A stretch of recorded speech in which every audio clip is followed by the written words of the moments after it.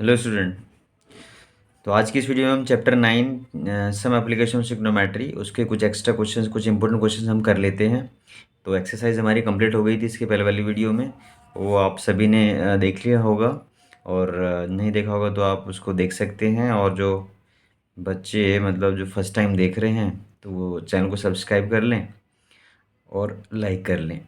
तो एनसीईआरटी के जितने भी क्वेश्चंस हैं सारे क्वेश्चंस का सॉल्यूशंस, कंप्लीट सॉल्यूशन हम यहाँ पे कर रहे हैं। तो शेयर भी कर लें बाकी अपने फ्रेंड्स को, ताकि उनको भी इनके सॉल्यूशंस मिल जाए। तो ये क्वेश्चन नंबर 1 है। जैसे यहाँ पे कुछ इंपॉर्टेंट क्वेश्चन मैंने कर रहे हैं। तो क्वेश्चन नंबर फर्स्ट मैंने लिखा हुआ है, an observer 1.5 metre tall is 28 metre away from the chimney. तो the angle of elevation of the top of the chimney from his eye is 45। तो what is the height of the chimney. तो chimney की height हमें find करनी है। तो वो कह रहे हैं यहाँ पे कि हमें एक 1.5 मीटर टॉल ऑब्जर्वर है, is 28.5 metre away from the chimney. तो वो एक चिमनी से इतनी दूर पे खड़ा हुआ है और एंगल ऑफ एलिवेशन फ्रॉम, ठीक है, फ्रॉम ये वो 45 डिग्री है। तो हम क्या करेंगे यहाँ पे कि जैसे एक हमने चिमनी एक लाइन से रिप्रेजेंट करते हैं। सपोज करो ये हमारी एक चिमनी है और वो एक जो ऑब्जर्वर है 1.5 मीटर टॉल, वो इससे 28.5 मीटर डिस्टेंस पे खड़ा हुआ है। तो मान के चले हम यहाँ पे, जैसे कि ये ले लेते हैं डिस्टेंस, ये 28.5 मीटर है और यहाँ पे ऑब्जर्वर है ये हमारा, ये ऑब्जर्वर, क्योंकि इसकी भी हमें इसकी भी हाइट हमें दे रखी है, 1.5 मीटर टॉल है। तो आप ये 1.5 मीटर यहाँ पे लिख देंगे। तो वो क्या करेंगे यहाँ पे कि एंगल ऑफ एलिवेशन है फ्रॉम हिज आई, इसकी आई यहाँ पे, तो इसके वो टॉप को देख रहा है यहाँ से। तो यहाँ पे एंगल ऑफ एलिवेशन हमारा बनता है, ये बनेगा यहाँ पे, क्योंकि हम यहाँ से देख रहे हैं लेकिन यहाँ पे हॉरिजॉन्टल नहीं है। तो हम क्या करेंगे, हॉरिजॉन्टल को हम ड्रॉ कर लेंगे इस टाइप से पैरेलल टू द ये ग्राउंड। तो ये एंगल बनता है between line of site and horizontal, जो कि आपका ये होगा और ये 45 डिग्री। तो यहाँ पे हमारे पास जो गिवन है इसमें, जैसे कि हमें इसकी हाइट फाइंड करनी है। ये ए पॉइंट ले लेते हैं, ये बी, ये सी, डी और ई पॉइंट, इसको मार्क कर लेते हैं आप। तो हमें फाइंड करनी है हाइट ऑफ द, ये हाइट हमें फाइंड करनी है। चिमनी की हाइट यहाँ से यहाँ तक है फ्रॉम द ग्राउंड। तो अभी हम क्या करने वाले हैं यहाँ पे इसमें कि जैसे ये 28.5 है तो हम यहाँ पे 28.5 दोनों के इक्वल है, दोनों ये मार्क कर सकते हैं। तो इस वाले ट्रायंगल में आ जाएंगे, इस वाले ट्रायंगल से ये फाइंड कर लेंगे। ये भी आपका 1.5 है और ये भी आपका 1.5 है, क्योंकि ये बनती है शेप रेक्टेंगल में, अपोजिट साइड्स इक्वल होती हैं। तो इसको भी हम 1.5 मीटर मार्क कर सकते हैं। तो और ये आप मार्क कर सकते हैं ले सकते हैं यहाँ पे कि जो ए डी है वो बी सी के इक्वल है। तो यहाँ देखिए इन ट्रायंगल लिख देंगे आप यहाँ पे, इन ट्रायंगल ए ई डी, इसमें जो ए डी है वो इक्वल टू बी सी है, जो कि आपका 28.5 मीटर होगा। तो अब इस ट्रायंगल में लेते हैं कि हमें ये ई डी फाइंड करनी है। तो लिखेंगे आप ई डी अपॉन में ए डी, मतलब ये अपॉन में ये। तो ये आपका परपेंडिकुलर अपॉन में ये बेस ले लेते हैं। तो ये आपका आ जाएगा, पी बाई बी आपका होता है 10 45। तो 1045 ये आ जाता है आपका। और 1045 की वैल्यू कितनी होती है वो हम डाल देते हैं, क्योंकि हमारा पास है ये आपका ई डी, इसकी वैल्यू है हमारे पास में ये आपका है ई डी अपॉन में ये है आपका 28.5 इक्वल टू 1। ये वहाँ पे शिफ्ट कर देंगे तो ए डी इक्वल टू आ जाएगा आपका 28.5 इंटू 1, तो जो कि 28.5 ही होता है। ए डी की वैल्यू आ गई, लेकिन हमें फाइंड करनी है ये टोटल हाइट। तो हाइट के लिए आप लिखेंगे यहाँ पे हाइट ऑफ चिमनी,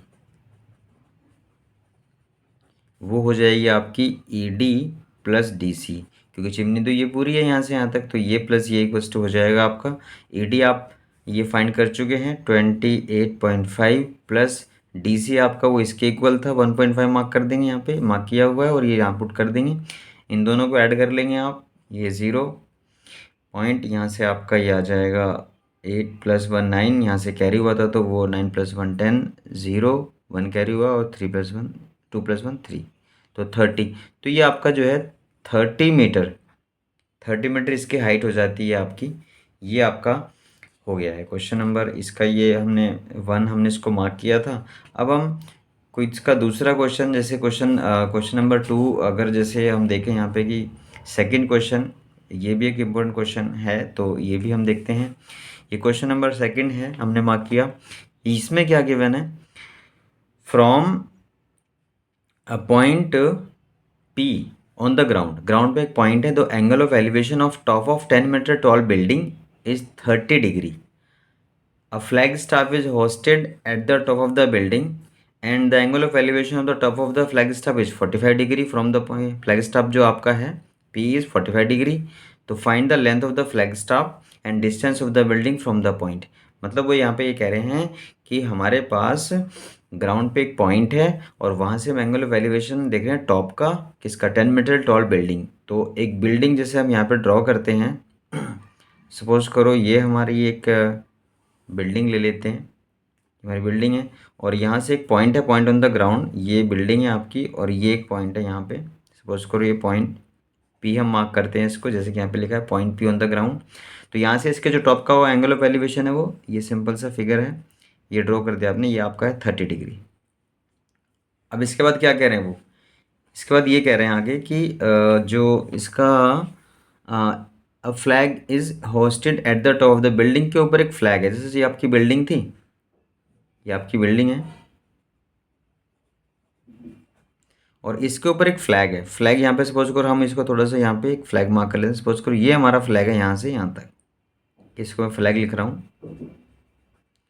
तो ये फ्लैग है यहाँ से यहाँ तक, ये बिल्डिंग के ऊपर है और ये आगे कह रहे हैं कि इसका जो टॉप का जो angle of elevation top of the flag staff from the point P is 40। तो अब सेम पॉइंट से इसका जो टॉप है, फ्लैग स्टाफ का जो पॉइंट, जो फ्लैग का जो टॉप है उसका जो एंगल ऑफ एलिवेशन है वो आपका बनता है 45 डिग्री। तो मतलब ये जो एंगल होगा आपका ये होगा 45 डिग्री।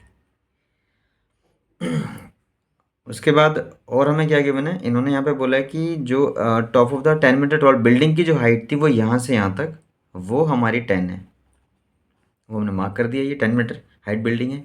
इसके बाद जो हमें फाइंड करना है, फाइंड ये आपका है length of the flag staff, मतलब ये हमें ये फाइंड करना है और distance of building from the point P, और ये डिस्टेंस फाइंड करना है आपका। तो इसको अगर हम ये पी लिया हुआ है तो इसको हम यहाँ पे ए, इसको आप बी पॉइंट मार्क कर लेते हैं, इसको आप सी पॉइंट मार्क कर लेते हैं। तो सब कुछ फिगर में लिख दिया हमने यहाँ पे। और इसमें एक चीज़ और है यहाँ पे कि हमें √3 की वैल्यू गिवन है 1.732, तो हमारा जो आंसर है वो डेसिमल में आएगा, वो हम देखेंगे इसको। तो पहले हम एक काम करते हैं, जो जो फाइंड करना है वो ले लेते हैं यहाँ पे। अब क्वेश्चन रीड कर ही लिया है और सारा फिगर में मार्क कर दिया है, तो आपका सब कुछ वर्क इसी से हो जाएगा। तो देखो हमें ये फाइंड करना है पीसी और ईएमएफ जो फिलहाल ये स्टाफ फाइंड करना है। तो यहाँ पे आप क्या करने वाले हैं इसमें, तो सबसे पहले हम ये ट्रायंगल लेंगे, ये वाला छोटे वाला ट्रायंगल रहता है, क्योंकि हमारे पास ये 10 गिवन है और ये पीसी फाइंड करना है। तो ले देंगे इन ट्रायंगल बीपीसी, बीपीसी में हमें पीसी फाइंड करना है, तो आप लिखेंगे यहाँ पे पीसी अपॉन में बीसी, दिस अपॉन दिस, ये आपका बनता है क्या, कॉट 30 डिग्री। तो ये कॉट 30 डिग्री आ गया, क्योंकि यहाँ पे ये एंगल 30 डिग्री है इस वाले ट्रायंगल में, तो ये आपका बनता है base by perpendicular, that's mean cot. तो ये आपका यहाँ पे हमने इसलिए लिया क्योंकि पीसी हमें फाइंड करना है, बीसी आपको गिवन है 10 इक्वल टू कॉट 30, कॉट 30 होता है आपका, कॉट 30 इज √3 होता है, 10 को वहाँ शिफ्ट कर देंगे तो पी सी इक्वल्स टू आएगा आपका 10√3। तो ये पीसी की वैल्यू आ गई। अच्छा, ये डिस्टेंस फाइंड करना था, यहाँ पे क्वेश्चन में जो बोला था ना कि यहाँ पे डिस्टेंस फाइंड करो बिल्डिंग का फ्रॉम द पॉइंट पी, तो वो तो फाइंड हो गया, ये बिल्डिंग है आपकी, ये पॉइंट पी था और ये डिस्टेंस फाइंड हो गया। तो ये तो यहाँ पे सीधा लिख सकते हैं यहाँ पे, तो पी सी इक्वल्स टू 10, इसमें √3 की वैल्यू हमारे पास गिवन है 1.732, मल्टीप्लाई कर देंगे आप यहाँ पे, मल्टीप्लाई करेंगे इसको तो ये पॉइंट है यहाँ पे आ जाएगा, तो आएगा 17.32 मीटर। मतलब ये आपका डिस्टेंस हो जाता है, लिख सकते हैं यहाँ पे distance of P from building equal to 17.32 metre. तो डिस्टेंस तो फाइंड हो गया। अब हमें जो है वो क्या फाइंड करना है, ये हाइट फाइंड करनी है। तो अब एक काम करते हैं हम लोग, ये बड़े वाला ट्रायंगल यूज़ करते हैं क्योंकि राइट ट्रायंगल यूज़ किया जाता है। तो आप ट्रायंगल लेंगे ए बी सी, इसमें हम क्या करेंगे, इसमें हमारे पास ये तो फाइंड हो चुका है, अब ये फाइंड कर लेते हैं टोटल। तो उस टोटल में से ये वाला माइनस कर देंगे तो ये ऊपर वाला पार्ट आ जाएगा आपका। तो करने से पहले वो डिसीजन ले लिया कि हमने करना क्या है, कि जैसे बड़े वाले ट्रायंगल में ये पी सी हमारे पास अभी हमने फाइंड किया पी सी की वैल्यू, तो हम इसको यूज़ करके ये ए सी फाइंड कर लेते हैं। तो लिखते हैं यहाँ पे इसमें लिखते हैं आप कि now in triangle A P C में हमें ए सी फाइंड करना है, तो ए सी अपॉन में पी सी लिख देंगे आप। ए सी अपॉन पी सी मतलब परपेंडिकुलर बाय बेस आपका हो जाएगा, ये आ जाएगा आपका tan 45, क्योंकि 45 डिग्री है। तो यहाँ पे आपका आ जाएगा ए सी अपॉन में पी सी कितना था, पी सी हमने निकाला ये आपका या तो ये डाल सकते हैं, नहीं तो आप ये डाल सकते हैं पी सी tan√3। तो tan√3 डाल लेते हैं यहाँ पे, तो आपका आ जाएगा tan√3 इक्वल टू, इसकी वैल्यू हम बाद में पुट कर लेंगे, तो tan 45 आपका 1 होता है। तो ये आपका आ जाएगा, ये आपका आएगा ए सी इक्वल टू में आ जाएगा आपका, इसको वहाँ शिफ्ट कर देंगे तो आएगा tan√3। तो tan√3 आ गया आपका। लेकिन हमें फाइंड क्या करना था, हमने तो आपको हमें चाहिए था आपका क्या, ये चाहिए आपको फ्लैग स्टाफ। तो ए सी की वैल्यू हमारे पास आ जाती है tan√3 और हमें ये फाइंड करना है। तो ये ए सी यहाँ से यहाँ तक है, इसमें से हम ये वाला 10 माइनस कर देंगे तो आपका ये आ जाएगा, ये आपका आ जाएगा, इसकी हाइट आ जाएगी। तो आप यहाँ पे मैं लिख देता हूँ यहाँ पे कि हमें फाइंड करना है, तो ए बी इक्वल टू होता है आपका ए सी माइनस का बी सी। तो ए सी आपका कितना था, ए सी आपका आया था ये tan√3, A C is not tan√3, ए सी आपका तो ये था, हाँ tan√3 तो आया, ठीक है हाँ, क्योंकि ये पी सी भी आपका वही था यहाँ से, और यहाँ से पुट के tan 45 1 होता है, हाँ मल्टीप्लाई होगा तो ए सी इक्वल tan√3, तो ए सी tan√3 डाल देंगे आप, माइनस बी सी कितना था, बी सी आपका था 10। तो ये आपका आता है अभी, ये आपका आ जाएगा कितना था ये मार्क कर लेते हैं इधर, बी सी इज़ 10। तो ये आपका आ जाएगा यहाँ पे 10, ये 10 इंटू में 1.732 माइनस का 10, तो ये आपका आता है यहाँ पे 17.32 माइनस 10, मतलब मल्टीप्लाई कर दिया आपने तो ये पॉइंट यहाँ से यहाँ पे आ जाएगा, तो ये आपका आएगा 17.32 और माइनस, तो 10 माइनस करेंगे तो कितना आएगा यहाँ पे, ये आ जाएगा 7.32। तो 7.32 मीटर आता है, और ये आपकी हाइट आ जाती है इसकी फ्लैग स्टाफ, मतलब ए बी फाइंड हुआ ये आपका। तो ए बी अगर फिगर में देखें तो क्या था, फ्लैग स्टाफ, जो फ्लैग आपने इसके ऊपर बिल्डिंग के ऊपर था, तो ये उसकी हाइट आ जाती है। तो एंड में आप लिख सकते हो यहाँ पे कि the length of flag staff, length of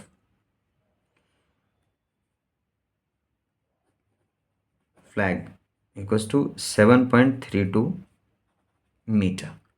तो ये भी हमने क्वेश्चन नंबर 2 इसको मार्क किया था, क्वेश्चन नंबर 2 ये था आपका। इसके बाद में नेक्स्ट क्वेश्चन अगर हम देखते हैं, तो नेक्स्ट क्वेश्चन हमारा ये क्वेश्चन नंबर, हमने इसको 3 मार्क किया है, तो जो मैंने लिखा हुआ है पहले से ही आपके लिए, तो ये क्वेश्चन नंबर 3 में हमें क्या गिवन है, तो 3 में हमारे पास है यहाँ पे कि the shadow of the tower standing on level ground is found to be 40 metre longer when sun's altitude is 30 then when it is 60 degree, find the height of the tower. तो यहाँ पे वो क्या कह रहे हैं, थोड़ा सा समझना ध्यान से इसको, कि shadow of the tower standing on the level ground, एक टावर है जो यहाँ पे ऐसे हमने उसको ग्राउंड पे उसको खड़ा कर दिया। तो वो कह रहे हैं यहाँ पे कि जो उसकी शेडो है, शेडो जैसे सपोज करो सन ऑल्टीट्यूड में शेडो उसकी सपोज करो इधर आ रही है, इधर की तरफ शेडो आ रही है, इधर कहीं सन होगा, तो शेडो आ रही है। वो कह रहे हैं कि इसकी शेडो की जो लेंथ है ना वो 40 मीटर लॉन्गर है, 40 व्हेन सन सॉल्यूट 30 डिग्री, जब सन सॉल्यूट 30 डिग्री था, then when it is 60 degree, मतलब कि अगर पहले जैसे इसकी शेडो है नॉर्मल में, अगर सपोज करो यहाँ पे इसकी शेडो, ये शेडो आती है, ये शेडो है ये वाली, तो ये 60 डिग्री है सन ऑल्टीट्यूड। तो ये वो कह रहे हैं कि पहले अगर ये था, तो बाद में जब 40 डिग्री, जब एंगल 60 से 30 डिग्री हो गया, ये 60 था तो 30 डिग्री कैसे होगा, जैसे इसको हम यहाँ से इसके लॉन्गर, मतलब शेडो की लेंथ ये है तो ये इसकी लॉन्गर हो जाती है, मतलब ये और इधर हो जाएगी, यहाँ पे ये है 40 मीटर, और इसका जो सन सॉलिड वो आपका हो जाता है 30 डिग्री, मतलब ये 30 डिग्री हो जाएगा। तो ये वो क्वेश्चन में कह रहे हैं कि जो पहले जो लेंथ ऑफ शेडो थी वो ये थी आपकी, अब उससे 40 डिग्री ज़्यादा लॉन्गर मतलब उससे बढ़ जाती है, 40 डिग्री एक्स्ट्रा बढ़ जाती है आपकी, और सन सॉल्टिट्यूड कितना हो जाता है, जिसको हम एंगल ऑफ एलिवेशन बोल सकते हैं। लेकिन यहाँ पे सन होगा इधर कहीं, तो यहाँ से जब लाइट होगी तो वो ये अगर आपकी ये टावर है, टावर की जो हाइट है वो जो भी होगी उसकी शेडो इधर ही आएगी आपकी। तो सन सॉल्टिट्यूड 30 डिग्री, तो लेंथ ऑफ शेडो बढ़ जाती है आपकी। तो ये 40 यहाँ से यहाँ तक है आपका, यहाँ से मार्क करेंगे आप। तो हमें इसकी हाइट चाहिए, इसको हम ए बी सी और डी से मार्क कर सकते हैं। तो हमारे पास यहाँ पे दो ट्रायंगल हमें दिख रहे हैं, दोनों में ए बी इज़ कॉमन। तो हम क्या करते हैं, इसमें आप ट्रायंगल पहले लेते हैं कि इन ट्रायंगल ए बी सी, इसमें ये आपका 60 डिग्री है, तो लिख देंगे आप यहाँ पे ए बी हमें फाइंड कर लेते हैं, क्योंकि ए बी दोनों ट्रायंगल में यूज़ हो रहा है, छोटे वाले में बड़े वाले में भी। तो ए बी अपॉन में बी सी लिखेंगे आप, ये आप A B upon B C मतलब ये बनेगा आपका tan 60 होता है √3। तो ए बी अपॉन में बी सी हमारे पास नहीं है, तो √3 आप डाल देंगे इसकी वैल्यू, इसको वहाँ शिफ्ट कर देंगे, तो ए बी इक्वल टू आ जाएगा आपका BC√3। तो ये फाइंड हो गया हमारा, ये एक हम इसको इक्वेशन 1 लेट कर सकते हैं। इसके बाद में हम लेते हैं बड़े वाला ट्रायंगल। तो ट्रायंगल लेते हैं आपका ADB में भी हम यही करते हैं, ए बी अपॉन में डी बी, ये भी आपका tan बनेगा, परपेंडिकुलर बाय बेस tan 30 होता है। तो ए बी अपॉन में बी डी, ये आपका होता है 1/√3। अब 1/√3 ये हो गया आपका यहाँ पे। तो इसमें अब हम बी डी को वहाँ शिफ्ट करते हैं, तो B D equals to A B equals to आ जाएगा BD/√3। अब ये BD/√3 है, ये हमारे पास सेकंड इक्वेशन। अब फर्स्ट इक्वेशन और सेकंड दोनों को देखो आप, ए बी इक्वल टू ये है, ए बी इक्वल टू ये है, मतलब हम क्या कर सकते हैं, इन दोनों को इक्वल टू में पुट कर सकते हैं। तो लिख सकते हैं यहाँ पे फ्रॉम इक्वेशन 1 एंड 2, तो आप डाल दोगे BC√3 equal to BD upon में √3। तो ये मिल गया आपको यहाँ पे, मैं इधर लिख देता हूँ यहाँ पे। देखो इसमें क्या है कि अगर हम ये दोनों ए बी के इक्वल टू में था और हमने दोनों इक्वेशन को देख के ये वाला पार्ट्स के इक्वल टू में डाल दिया। अब यहाँ से हम क्या करेंगे, ये √3 को इधर इंटू कर देंगे, तो जो कि आपका आ जाएगा यहाँ पे BC√3 इंटू √3 इक्वल टू में आएगा BD, ये आपका आ गया। इसके बाद में ये आ जाएगा √3 3 होता है, तो 3BC इक्वल टू BD आ गया। अब हम इसमें क्या करने वाले हैं, देखो BD जो हमारा है, BD यहाँ से यहाँ तक है, फिगर में आप देख ही रहे हैं। तो हम लिखेंगे 3BC इक्वल टू, BD को ब्रेक कर लेते हैं, इसमें लिख देंगे DC प्लस CB, मतलब BD आपका ये है, तो इसको लिख सकते हैं हम ये प्लस ये, लिख दिया हमने यहाँ पे। तो ये 40 है और ये आपका CB है, इधर का 3BC है। तो ये वाला ये जो CB है वो इधर ला के माइनस कर देंगे, तो 3BC minus BC equal to 40 हो जाएगा। तो आ जाएगा 2BC इक्वल्स टू 40, और ये आपका आ जाएगा BC कितना आएगा, BC आ जाएगा आपका 40/2, ये आपका आएगा 20 मीटर। तो ये जो BC की लेंथ है वो आपकी 20 मीटर आ जाती है। लेकिन हमें फाइंड क्या करना था, हमें फाइंड करना है इसकी हाइट, ये हाइट चाहिए हमें, हाइट ऑफ द ये चीज़। अब ये ए बी हमने इक्वेशन 1 देखो, उसमें मैं पहले से लिखा हुआ है कि ए बी इक्वल टू BC√3, तो BC की वैल्यू हमारी आ जाती है 20, और ये 20 आप यहाँ पे इक्वेशन 1 में यहाँ आप इसको पुट कर देते हैं, तो ए बी हमारी हाइट आ जाएगी। तो लिख सकते हैं यहाँ पे हम फ्रॉम इक्वेशन 1 से कि ए बी हमारे पास क्या है, BC√3 है, तो BC की वैल्यू हमारे पास 20 आई है, तो 20√3 आ गया ए बी की वैल्यू। तो ए बी क्या था, ए बी था आपका हाइट। तो आप बस एक लास्ट में लिख सकते हैं कि height of tower, height of tower equals to 20√3 metre. तो ये आपका आ जाता है 20√3 मीटर, इसकी हाइट आ जाती है। तो ये जो क्वेश्चन हमने क्वेश्चन नंबर 3 इसको डाला था, अब ये हमारा कंप्लीट हो गया है। इसके बाद हम क्वेश्चन, इसके आगे वाला क्वेश्चन देखते हैं। क्वेश्चन नंबर मैंने 4 डाला है, उसको वो लिखा हुआ मैंने पहले से आपके लिए। तो क्वेश्चन नंबर हमने इसमें देखते हैं इसमें हमें क्या गिवन है और फाइंड क्या करना है। The angle of depression of top and bottom of the 8 metre tall building from the top of multi storey building are 30 and 45 respectively. Find the height of the multi-story building and distance between them. दोनों building के बीच का distance find करना है और multi storey building की height चाहिए। अब इनमें से यहाँ पे क्या कह रहे हैं वो एंगल ऑफ डिप्रेशन बोल रहे हैं of top and bottom of 8 metre tall building from the top of multi storey building, क्योंकि हम देख कहाँ से रहे हैं मल्टी स्टोरी बिल्डिंग से। और angle of elevation angle of क्या बनता है डिप्रेशन, मतलब ऊपर से जब नीचे देखते हैं तो एंगल ऑफ डिप्रेशन बनता है। तो इसका मतलब मल्टी स्टोरी बिल्डिंग जो ये वाली बिल्डिंग है जिसकी हाइट 8 मीटर है उससे ये बड़ी होगी, क्योंकि हम जब हाइट पे होते हैं जब नीचे की तरफ देखते हैं तो हमारे एंगल डिप्रेशन बनता है। तो हमें यहाँ पे जो फिगर ड्रॉ करना है वो फिगर ड्रॉ करने में जो मल्टी स्टोरी बिल्डिंग है उसको हम बड़ा ड्रॉ करेंगे। ये ले लेते हैं मल्टी स्टोरी बिल्डिंग और ये ले लेते हैं आप बिल्डिंग जो आपकी है जिसकी हाइट उन्होंने बोला है कि एंगल डिप्रेशन किसका है डिप्रेशन टॉप एंड बॉटम का 8 मीटर बिल्डिंग। तो ये आपकी जो है वो 8 मीटर है यहाँ से यहाँ तक। तो ये दोनों बिल्डिंग ऑन द ग्राउंड इसको ज्वाइन कर देंगे आप। हम यहाँ से देख रहे हैं उन्होंने बोला है from the top of multi storey building, तो ये आपकी मल्टी स्टोरी बिल्डिंग है। ये मार्क करते हैं यहाँ पे मल्टी स्टोरी। तो ये मल्टी स्टोरी बिल्डिंग है। यहाँ से आप इसको क्या करें एंगल डिप्रेशन देख रहे हैं। अच्छा एंगल डिप्रेशन देखें तो क्या होता है, हमें जहाँ से हम देखते हैं वहाँ पे हॉरिजॉन्टल लाइन होनी चाहिए, वो तो यहाँ पे है।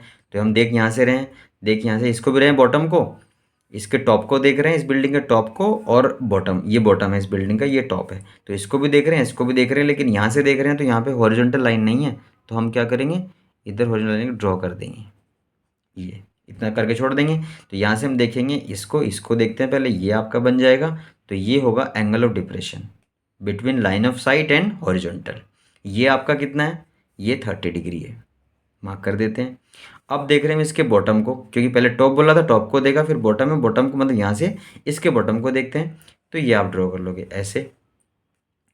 तो एंगल ऑफ डिप्रेशन ये आपका बनता है ये यहाँ से ये लाइन ऑफ साइट, ये लाइन ऑफ साइट है, ये आपका हॉरिजॉन्टल है। तो ये मार्क करेंगे आप, इसकी वैल्यू है 45 डिग्री, इन्होंने बोला यहाँ पे 45 डिग्री। तो अब हम क्या करेंगे, जैसे इसको देख रहे हैं टॉप को, तो अब यहाँ से भी हम क्या करते हैं कि ये इसके पहले यहाँ से ड्रॉ कर लेते हैं, ऐसे ड्रॉ कर दिया। तो ये जो एंगल था 30 डिग्री, ऑल्टरनेट एंगल प्रॉपर्टी से हम क्या करेंगे ये इसके इक्वल होगा और ये जो एंगल है वो इसके इक्वल होगा। तो ये ऑल्टरनेट एंगल से इक्वल है, उसको हम 30 मार्क कर सकते हैं, इसको हम 45, क्योंकि ऑल्टरनेट एंगल जब लाइंस पैरेलल होती हैं तो ये पैरेलल लाइंस हैं आपकी, ये भी पैरेलल ही है ये भी पैरेलल ही है। तो ऑल्टरनेट के केस में ऑल्टरनेट प्रॉपर्टी होती है पैरेलल लाइंस में कि ऑल्टरनेट एंगल्स इक्वल होते हैं। तो हम ये मार्क कर देंगे और ये इसके इक्वल मार्क कर देंगे। अब हमारे पास दो ट्रायंगल हमें दिख रहे हैं, एक ये वाला ट्रायंगल है राइट ट्रायंगल जिसमें ये एंगल यूज़ हो रहा है, और एक ये वाला ट्रायंगल है जिसमें ये एंगल यूज़ हो रहा है। तो इन दोनों को यूज़ करेंगे और इसकी हाइट फाइंड करेंगे मल्टीपल बिल्डिंग की, और डिस्टेंस फाइंड करेंगे। तो आप पहले कोई भी ट्रायंगल ले सकते हो। तो ये इसको हम ABCD और E मार्क कर लेते हैं। आप कुछ भी ले सकते हो, PQRS कुछ भी मार्क कर सकते हो। तो पहले एक ट्रायंगल को यूज़ करते हैं, उसको लेते हैं यहाँ पे, इसमें लिखेंगे आप यहाँ पे कि मैं पहले ये वाला ट्रायंगल ले रहा हूँ, इन ट्रायंगल ABE में हम क्या फाइंड करें, एक्चुअली में गिवन तो मैं कुछ ये गिवन है, लेकिन ये तो किसी ट्रायंगल की साइड नहीं आती है, तो जितना ये वैसे उतना ये भी होगा। ये वाला पार्ट अपोजिट साइड्स इक्वल होती हैं, लेकिन हमें तो यूज़ करने के लिए पूरा चाहिए ना, बट वो नहीं है, ये भी नहीं है। तो हाँ एक चीज़ दिखाई दे रही है कि जो AB है वो इसके इक्वल होगा DC के, क्योंकि अपोजिट साइड बनती है ये भी आपकी, तो इसको यूज़ कर सकते हैं आप। तो अभी हम क्या करते हैं ट्रायंगल इसमें लेते हैं, तो ये लेते हैं AB अपॉन AB। तो AB अपॉन में AB, ये आपका बनता है कॉट 30, कॉट 30 होता है आपका √3। तो ये आपका आएगा AB अपॉन में AB को वहाँ शिफ्ट कर दो, तो AB इक्वल टू आ जाएगा आपका AB √3 आ गया। इसको इक्वेशन 1 मार्क कर लेते हैं। इसके बाद में अब हम क्या करें, अब लेते हैं हम लोग ये बड़े वाला ट्रायंगल लेते हैं। इसमें भी हम लेते हैं कि इन ट्रायंगल ADC। अब इसमें क्या करेंगे, देखो इसमें भी आप यहाँ पे ये DC फाइंड करते हैं, तो DC अपॉन में AC लिखते हैं, DC अपॉन AC ये बड़े वाले ट्रायंगल में। तो ये अपॉन ये भी आपका कॉट बनेगा, और कोट 45 डिग्री लिखेंगे आप इसको। कोट 45 तो 1 होता है, तो डी सी अपॉन में जो ए सी आएगा वो इक्वल्स टू 1 आ जाएगा। और इसके बाद आप क्या करेंगे, D C equals to A सी डाल देंगे, क्योंकि ये वहाँ शिफ्ट करेंगे तो D C equals to A सी आ गया। तो ये तो इसके इक्वल हो गया। तो D C equals to A सी आ गया यहाँ पे। लेकिन डी सी किसके इक्वल था, डी सी तो ई बी के इक्वल था। तो हम यहाँ पे क्या कर सकते हैं, ये अगर हमारा सेकेंड वाला पार्ट है तो यहाँ पे हम क्या करेंगे, डी सी इक्वल्स टू, यहाँ कहीं भी लिख सकते हैं कि D C equals to D C equals to E B है। तो आप नेक्स्ट स्टेप में करते हैं तो इसके प्लेस पे, क्योंकि D C equals to E B है, तो हम यहाँ पे डी सी के प्लेस पे ई बी पुट कर सकते हैं। E B equal to A सी आ गया, इसके प्लेस डाल दिया, ये आपका एज इट इज़। और ई बी की वैल्यू क्या है, ई बी तो आपका ए बी रूट थ्री है। तो हम यहाँ पे क्या करने वाले हैं अभी, इसके प्लेस पे A B root three equal to A C. तो ये कहाँ से लिखा हमने, फ्रॉम इक्वेशन 1। ये हमने इक्वेशन 1 से लिख दिया इसको, ठीक है। तो अब पहले क्या लिखा था कि पहले जो डी सी था, D C equals to E B है, फिगर से आप देख रहे हैं क्योंकि अपोजिट साइड बनती है आपकी, ये दोनों इक्वल होंगे साइड, ये इसके इक्वल। तो डी सी के प्लेस पे पहले ई बी लिखा आपने यहाँ पे, जैसे ये भी लिख दिया। और ई बी की value from equation 1, from equation 1 हमारे पास ये यहाँ पे ई बी, तो वो ई बी के प्लेस पे ये लिख सकते हैं, ये लिख दिया आपने यहाँ पे। तो ये आपका आ जाता है। इसके बाद में हम क्या करने वाले हैं, तो अब ये तो दोनों में से ए बी और ए सी में से दोनों ही नहीं हमें पता। हाँ, ए सी को आप ब्रेक कर सकते हो, ए सी को लिख सकते हो A B plus B C. तो इसको लिखेंगे एज इट इज़, ये आएगा A B plus A C, A B plus B C, A B plus B C, हमने इसी को लिखा। तो ए बी की वैल्यू हमारे पास नहीं है, ए बी को यहाँ शिफ्ट कर देंगे। तो A B root three minus A B equal to B C, हमारे पास 8 है, वो यहाँ पे डाल देंगे आप। तो इसके बाद में हम क्या करते हैं, ए बी यहाँ से कॉमन ले लेते हैं, तो ब्रैकेट में आएगा root three minus one equal to 8।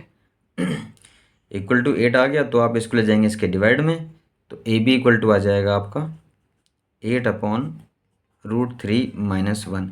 अब ये फ्रैक्शन में आ गया, तो हम क्या करते हैं, यहीं पे इसको रैशनलाइज भी कर लेते हैं। तो root three plus one upon root three plus one ऐसे डाल सकते हैं, क्योंकि ये नेगेटिव है यहाँ, तो इसका पोजिशन हम लेते हैं। तो ये आपका आएगा 8 root three plus one by, ये आएगा A minus B, A plus B वो होता है A square minus B square. ये क्या बनता है आपका 8 रूट थ्री प्लस वन, ये आएगा डिवाइड में आप आ जाएगा ये आपका 3, ये होगा 3 रूट थ्री का स्क्वायर, तो 3 आ जाएगा, 3 माइनस वन ये आता है 2, 2 आ जाएगा, 2 से कैंसिल हो जाएगा, ये आएगा 4। तो आप नेक्स्ट स्टेप में डाल देंगे 4 रूट थ्री प्लस वन, ये आपका आता है ए बी की वैल्यू। अब हमें ए बी की वैल्यू फाइंड हो गई है, ए बी फाइंड हुआ हमारा, लेकिन हमें क्या चाहिए था, मल्टी स्टोरी बिल्डिंग की हाइट। तो हमारे पास ये वाला पार्ट फाइंड हुआ है, ये वाला पार्ट, और हमें चाहिए ये वाली हाइट यहाँ से लेके यहाँ तक। तो उसमें ए बी में ये और ऐड कर देंगे आप जो हमने फाइंड किया है। तो लिख देंगे आप यहाँ पे कि height of multi storey building, height of multi storey building equal to A B plus B C. A B हम फाइंड कर चुके हैं 4 रूट थ्री प्लस वन, और ये आएगा प्लस 8। बी सी हमें पहले से ही गिवन है, ये डाल देंगे। इसके बाद इसको थोड़ा सॉल्व करते हैं, तो 4 इस कॉमन लेते हैं दोनों ब्रैकेट से, तो यहाँ पे आएगा रूट थ्री प्लस वन और ये प्लस 2 आ जाएगा। तो ये आपका आएगा 4 square root of root three plus three, ये इतने मीटर, ये आपकी हाइट आ जाती है। तो ये तो हाइट आ गई मल्टी स्टोरी बिल्डिंग की। और वो कह रहे थे आपको कि यहाँ पे ना इसका ना ये डिस्टेंस बिटवीन देम लिखा है, यहाँ पे क्वेश्चन में लिखा हुआ है कि इसका एंड डिस्टेंस, दोनों बिल्डिंग का डिस्टेंस निकालना है। और दोनों बिल्डिंग का डिस्टेंस क्या था, डिस्टेंस आपका था ई बी, ई बी बोले या डी सी बोले एक ही बात है। तो वो डिस्टेंस फाइंड, ए बी हमारे पास इक्वेशन 1 से देखो निकला हुआ है ए बी। तो ए बी की वैल्यू हमने अभी फाइंड की है, वो यहाँ पे हम डाल देंगे। तो लिख देंगे यहाँ पे इसमें कि डिस्टेंस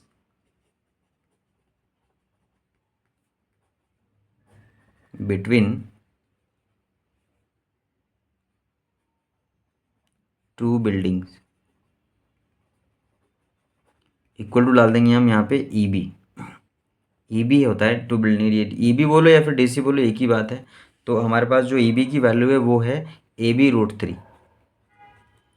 ए B root three E B की वैल्यू है, वो यहाँ पे ई बी की प्लेस पे लिख देंगे आप यहाँ पे। और ए बी हम ऑलरेडी यहाँ फाइंड कर चुके हैं, देखो ये रहा हमारे पास। तो यहाँ पे हम डाल देंगे इसमें, ए बी की वैल्यू है 4√3 प्लस 1 × √3। तो आप क्या करोगे, इसको आप मल्टीप्लाई कर लो। तो 4 ब्रैकेट में तो आएगा 4, ये ऐसे रहने दो, सिर्फ इसको मल्टीप्लाई करें ब्रैकेट के अंदर, ये ब्रैकेट से बाहर ही रख देते हैं। तो ये आपका √3 3 हो जाता है, प्लस में √3 × 1 √3 होगा आपका ये।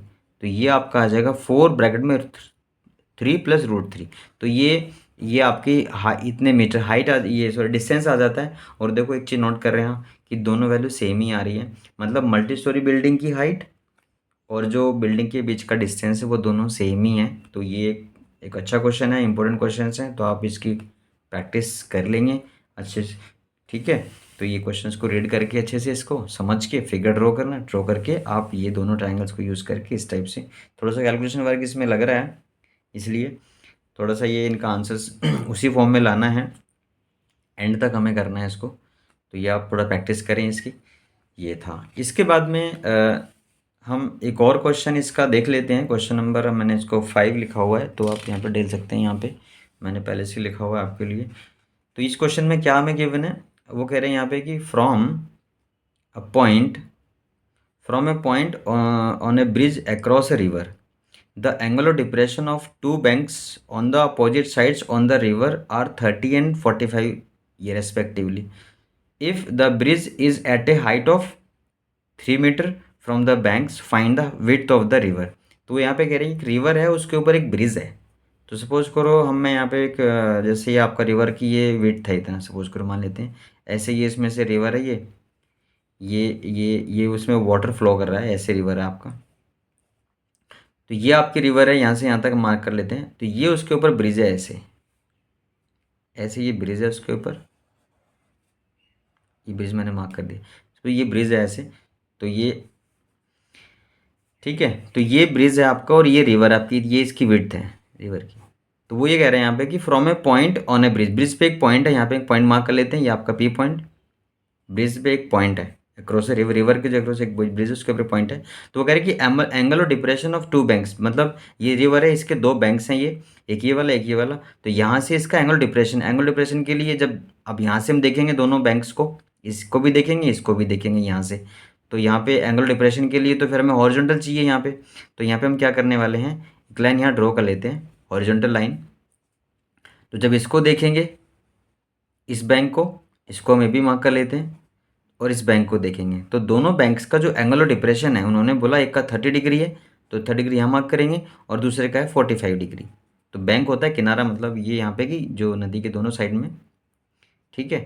तो ये आपका है, और हम क्या करते हैं उसके बाद में, दोनों बैंक्स का जो एंगल ऑफ डिप्रेशन उन्होंने बोला वो 30-45 है। तो वो अब यहाँ मार्क करेंगे हॉरिजॉन्टल ड्रॉ करके, क्योंकि ये लाइन ऑफ साइट हो जाती है, यहाँ से हम देख रहे हैं, यहाँ से देख रहे हैं, लाइन ऑफ साइट ये हो जाती है। ये 30, कोई सा भी 30-45 मार्क कर सकते हैं। अच्छा, इसके बाद में वो जो पैरेलल लाइंस, क्योंकि देखो ये तो ये हॉरिजॉन्टल हम इसको काउंट कंसिडर करेंगे, ये दोनों लाइंस पैरेलल होंगी।